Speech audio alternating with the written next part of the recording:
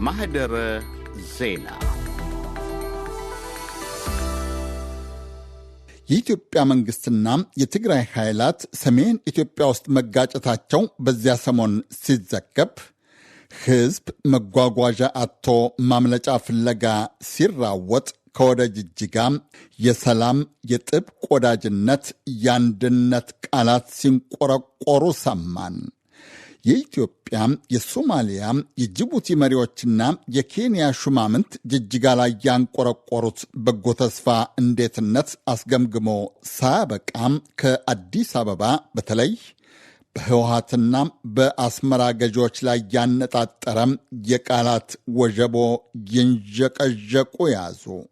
በሳምንቱ ማብቂያና ዛሬ ደግሞ የአዲስ አበባና የአስመራ ገዢዎች በደብዳቤና መግለጫ እየተጠዛጠዙ ነው። የአፍሪቃ ቀንድ ጥንት እንዲያ ነበር። ድሮም ዘንድሮም የሰላም ተስፋ በግጭት ጦርነት የሚቀጭበት ምድር። የአፍታ ዝግጅታችን ትኩረት ነው። አብራችሁን ቆዩ። ሮሞች፣ ቱርኮች፣ ፖርቹጋሎች፣ አረቦች፣ አውሮጶች፣ ሀበሾች፣ ግብጾች፣ ሶቪየት ኅብረቶች፣ አሜሪካኖች፣ ኩባዎች በየዘመናቸው ዘምተው ገድለው ሞተውበታል። የዚያም ምድር ሕዝብ ደም አቃብተውታል። በቅርቡ ደግሞ የመካከለኛው ምስራቅና የእስያ ሀያል ቱጃር መንግስታት እየተራኮቱበት ነው።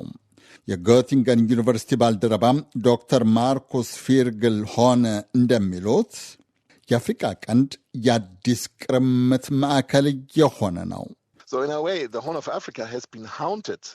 የአፍሪቃ ቀንድ ለበርካታ አስርታት በውጭ ኃይላት ጣልቃ ገብነት ሲተራመስ ነበር። አሁን ደግሞ የአፍሪቃ ቀንድ አዲስ ቅርምት የሚጀመርበት ይመስላል። በአሁኑ ወቅት ያለው ቅርምት ግዛትን መቆጣጠር ሳይሆን የባህር ዳርቻንና በቀይ ባህር በኩል የሚያልፈውን የንግድ መስመርን መቆጣጠር ነው እና ለአፍሪቃ ቀንድ አዲስ ቅርምት ያለ ይመስላል። የሶማሊያ ግዛቶች የሽሚያ ማዕከሉ ናቸው። በሚያስደንቅ ሁኔታ በአሁኑ ወቅት የተለያዩ ተዋናዮች ተካፍለውበታል። የአውሮፓ ኃይላት ወይም በቀዝቃዛው ጦርነት ዘመን እንደነበሩት ዩናይትድ ስቴትስ እና ሶቪየት ህብረት ብቻ አይደሉም። የአረብ፣ የሰሜን አፍሪካ ሀገራትና እስራኤል እየተሳተፉ ነው። በእርግጥም እስራኤል ከሶማሊያ ፌዴራዊ አስተዳደር ለተገነጠለችው ለሶማሊላንድ የነጻ ሀገርነት እውቅና ሰጥታለች። የተባበሩት አረብ ኤምሬቶችም የሶማሊላንድ ወደብን ትቆጣጠራለች። የሶማሊያ ፌዴራዊ መንግሥት ከግብፅ ጋር ስልታዊ ያለውን ወዳጅነት መስርቷል። ቱርክ ሶማሊያ ውስጥ ከፍተኛ መዋለ ንዋይ ታፈሳለች። ሳውዲ አረቢያ ከተባበሩት አረብ ኤምሬቶች ጋር የመን ውስጥ ተጋጭታለች። የተባበሩት አረብ ኤምሬቶችና ሶማሊያ ተቃቅረዋል። ኢትዮጵያና የተባበሩት አረብ ኤምሬቶች ወዳጆች ናቸው። ዝርዝሩ በርግጥ ብዙ ነው። ኢትዮጵያዊው የፖለቲካ ተንታኝና ደራሲ ዩሱፍ ያሲን ግን አዲስ ቅርምት የሚለውን አስተያየት አይቀበሉትም። አቶ ዩሱፍ እንደሚያምኑት አፍሪካ ቀንድ ውስጥ እግራቸውን ለመትከል የሚሻሙት ሀገራት አካባቢውን ለመቀራመት አቅመቢሶች ናቸው። አዲስ አስተላለፍ አለ። እነዚህ ሀገሮች ደግሞ ሊቀራመጡም አይችሉም። ምክንያቱም ር ሚድል ፓወር ካንትሪስ ናቸው፣ ወይም አቅም የላቸውም። እኔ አይ ዶንት ቲንክ እንደዚህ አካባቢ ይቀረማመጣሉ ሳይሆን ጊዜ ከአቅማቸው በላይ ይንጠራራሉ። ሀብቱ በአንጻራዊ መመዘኛ ጉልበቱም ያላቸው መንግስታት ከሊቢያ እስከ ሶሪያ፣ ከየመን እስከ ሱዳን ያደረጉና የሚያደርጉትን ላስተዋለ ግን ያላቅማቸው መንጠራራታቸው በየአካባቢው ሕዝብ ላይ የሚያደርሱት ጥፋት ቀላል ሊሆን እንደማይችል መገመት አይገደውም። ኢትዮጵያና ኤርትራ፣ ኢትዮጵያና ግብፅ፣ ኤርትራና ጅቡቲ፣ ኢትዮጵያና ሶማሊያ፣ ሞቃዲሾና ሃርጌሳ የሚፈጥሩት ጠብና ውዝግብ ለውጭ ኃይላት ጣልቃ ገብነት የተመቸ መሆኑም ሊያነጋግር አይገባም።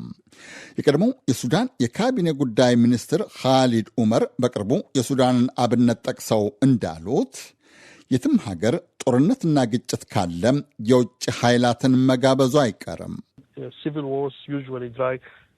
የእርስ በርስ ጦርነት ካለ ይህንን ወይም ያኛውን ተፋላሚ ወገን የሚደግፉ የውጭ ኃይላት መሳቡ አይቀርም። የሱዳን የተለየ አይደለም። ሱዳን ውስጥ ዘላቂ ሰላም ለማውረድ በሱዳኖች መካከል ሰላም እንዲወርድ የተቀናጀ ጥረት እንዲደረግ የምንጠይቀውም ለዚህ ነው። የኢትዮጵያ የእርስ በርስ ግጭት የኢትዮጵያና የኤርትራ ጠብ ወይም የኢትዮጵያና የግብፅ ሽኩቻ ከዚህ የተለየ ሊሆን አይችልም። በ1983 አዲስ አበባና አስመራ ላይ ሁለት መንግስት ያቆሙት የህወሓትና የሻዕቢያ ጥብቅ ወዳጆች የእስከዚያ ዘመኑ የዚያ ምድር ግጭት፣ ጦርነት፣ ውዝግብ አበቃ ብለው ነበረ። 10 ዓመት ግን አልቆዩም። በኢትዮጵያ ሰሜናዊ ግዛት ኪሳራ ወዳጅነታቸውን አጠናክረው የነበሩት ኃይላት የኢትዮጵያና የኤርትራ ህዝብን ዳግም ከጦርነት ማገዱት። በ2010 ህወሓት መራሹ ኢህአዴግ ከስልጣን ተወግዶ አዲሶቹ የአዲስ አበባ ገዢዎች ከአሮጌዎቹ አስመራቻዎቻቸው ጋር ሲቦርቁም በእርግጥ እኔ ያላማረኝም ባዎች አልጠፉም ነበረ። ይሁንና የሁለቱ ሀገራት ገዢዎች የዋሁን ህዝብ የአንድነት የሰላምና እድገት ተስፋ ማዘመር አልተሳናቸውም።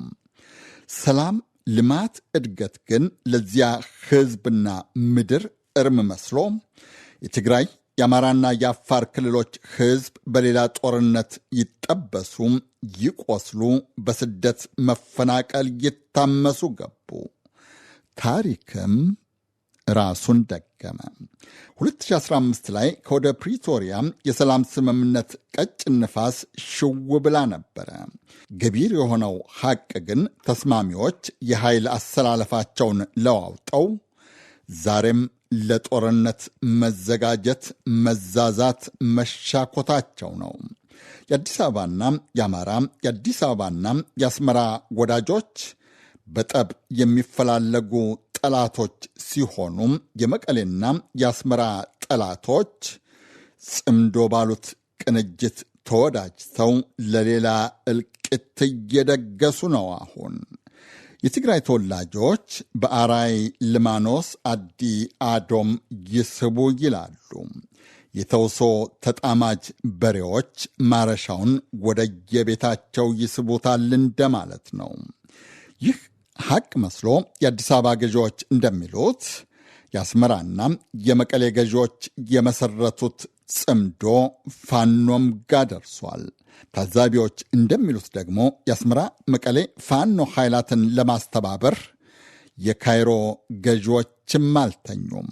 ሰሞኑን ትግራይ ክልልና የትግራይ ክልልን ከአማራ ክልል ጋር በሚያዋስኑ አካባቢዎች ተከፈተ የተባለው ጥቃት ወይም ግጭት የትብብሩ ሴራ ምልክት እንደሆነ የሚናገሩም ብዙዎች ናቸው።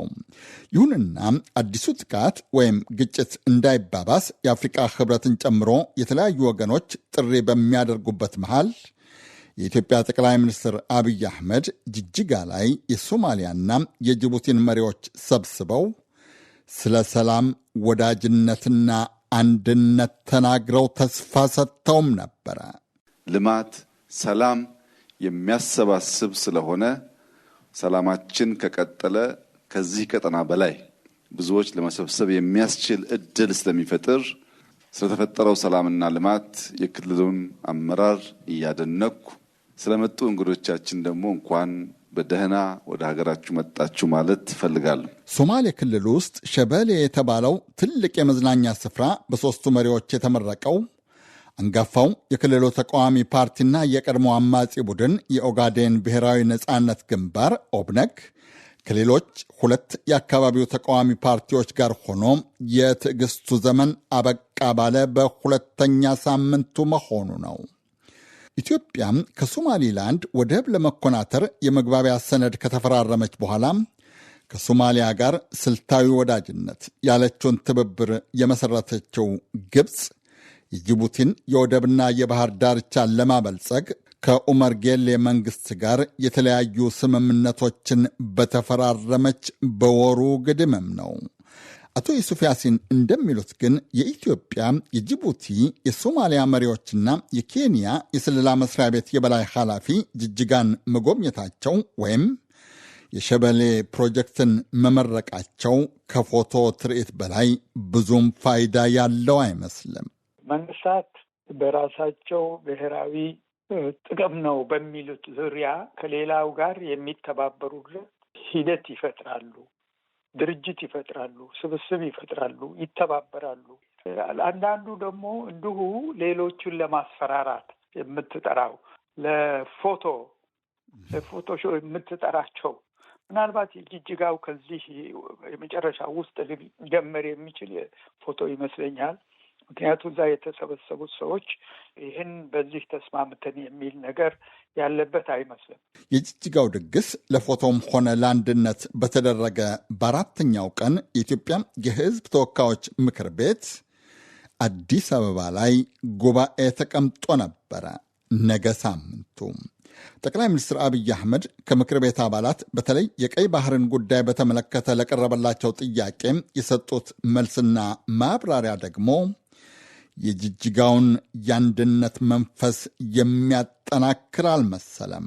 አሰብ ላይ የኢትዮጵያ መንግስት ፖርት ገነባ፣ ኤርፖርት ገነባ፣ መንገድ ገነባ፣ ሪፋይነሪ ገነባ እና ተጋጨን። እዛ ቀረ ሀብቱ።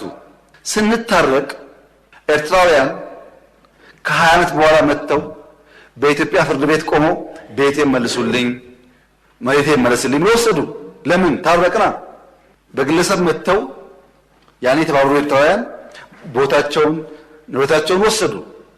ታዲያ የኢትዮጵያ መንግስት ሪፋይነሪውን፣ ፖርቱን፣ ኤርፖርቱን ቢወስድ ከዚህ አንጻርስ እንዴት ነው የሚታየው?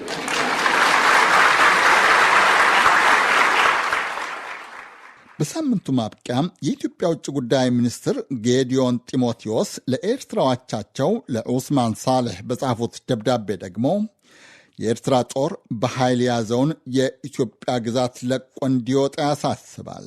ደብዳቤው ኤርትራ ጦሯን ከኢትዮጵያ ግዛት ካስወጣች ኢትዮጵያ የባህር ጉዳይን ጨምሮ ከኤርትራ ጋር በተለያዩ ጉዳዮች ላይ ለመደራደር ፈቃደኛ መሆኗን ይጠቅሳልም።